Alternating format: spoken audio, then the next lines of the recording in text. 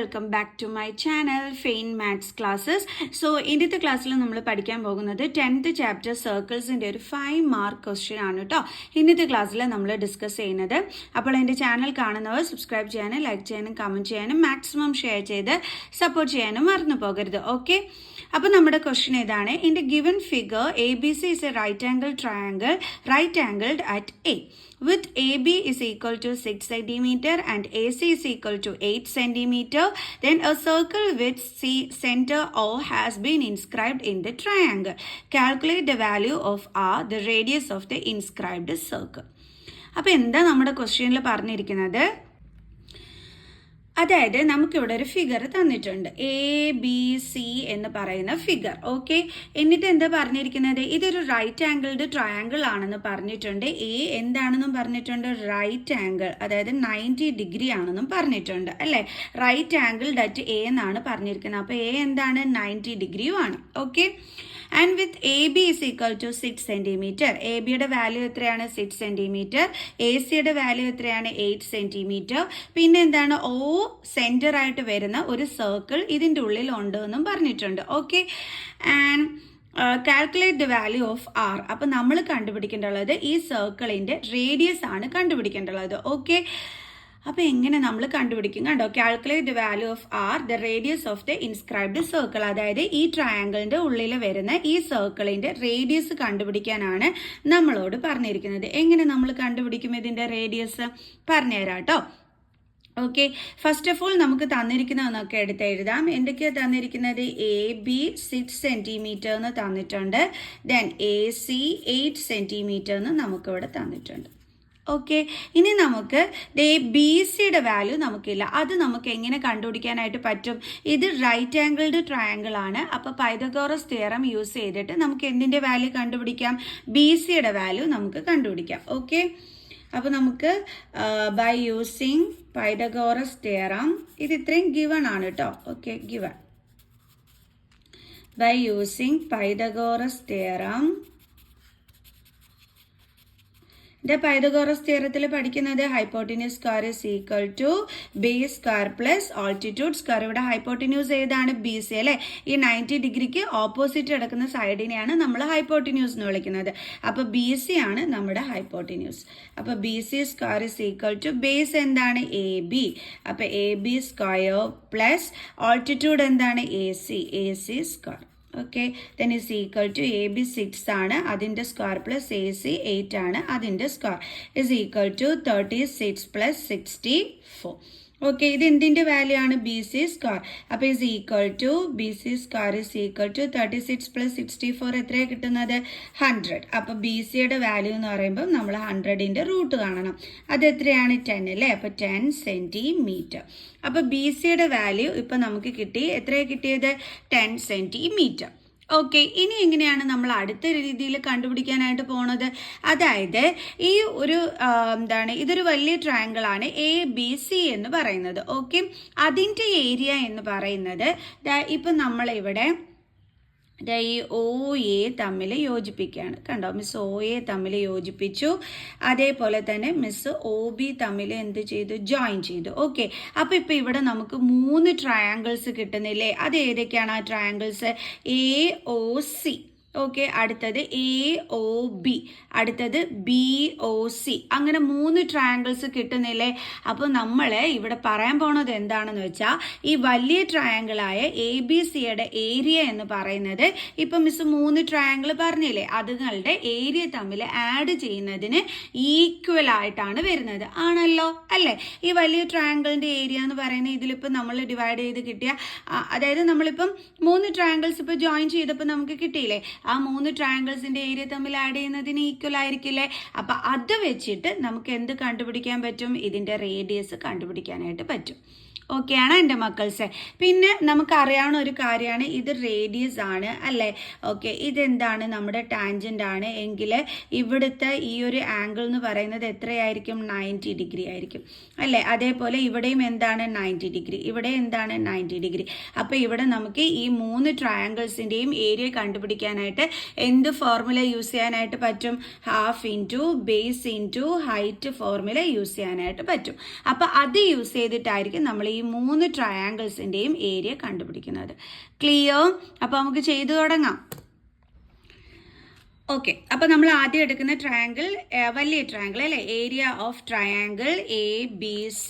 അതും right angled triangle ആണ്. അതുകൊണ്ട് half into base into height formula തന്നെയാണ് അവിടെയും നമ്മൾ യൂസ് ചെയ്യുന്നത്. ഓക്കെ, അപ്പോൾ നമുക്ക് എഴുതാം area of triangle ABC is equal to area of triangle. ആദ്യത്തെ ട്രയാങ്കിൾ ഏതാണ് നോക്കാം.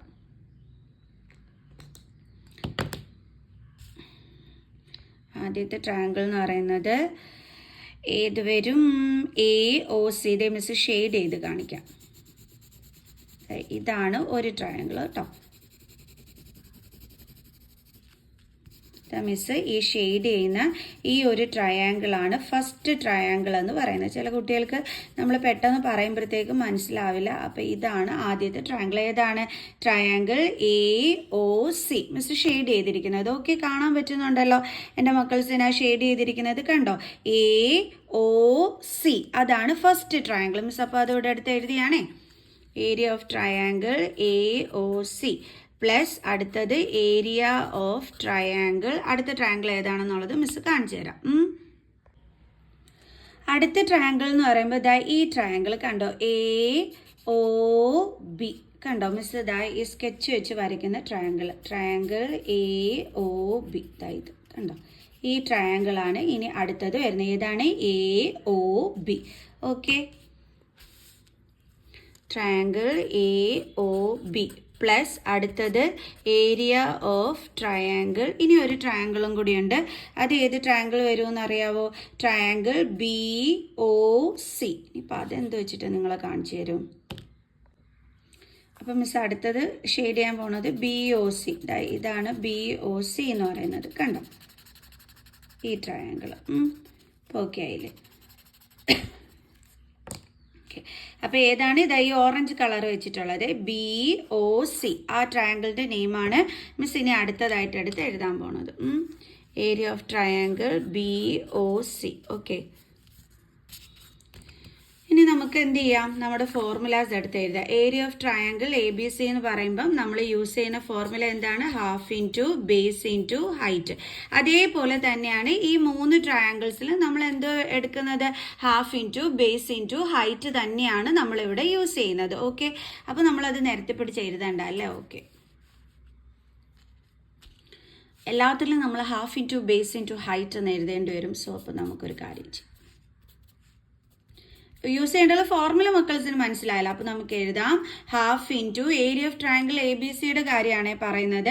അപ്പോൾ അതിൻ്റെ ബേസ് എന്ന് പറയുന്നത് ഏതായിരിക്കും വരുന്നത്? ഈ ഒരു എന്താണ് 6 സെൻറ്റിമീറ്റർ ആയിരിക്കും വരുന്നത്. ഓക്കെ, ആൻഡ് ദെൻ ഇതിൻ്റെ ഹൈറ്റ് എന്ന് പറയുന്നത് ഏതായിരിക്കും വരുന്നത്? 8 സെൻറ്റിമീറ്റർ ആയിരിക്കും വരുന്നത്. ഓക്കെ,